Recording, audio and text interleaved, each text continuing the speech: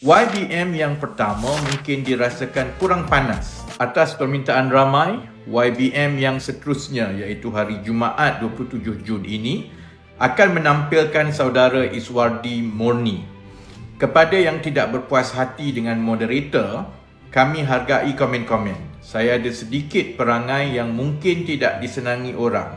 Saya gemar memberi peluang kepada yang muda-muda untuk tampil. Lebih banyak kena kecam, lebih bagus kerana lebih mudah untuk mereka belajar.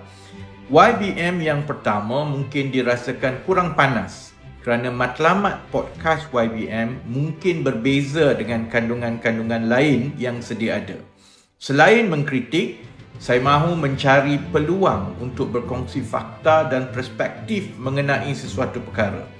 Dalam menguruskan masyarakat dan negara, setiap keputusan ada trade-off ataupun timbal balik yang perlu berlaku. Contoh yang baik, menurunkan harga kereta bermakna tidak lagi mengutip cukai eksais ke atas kereta. Tetapi adakah itu bermakna cukai lain pula yang akan naik? YBM yang pertama perlu menjawab soalan-soalan politik supaya kita boleh tinggalkan polemik itu dan bergerak ke hadapan.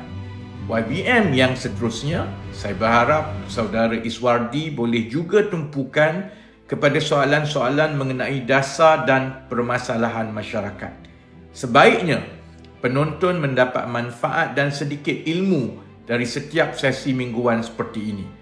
Jangan lupa menonton YBM 27 Jun Jumaat. Ungkir.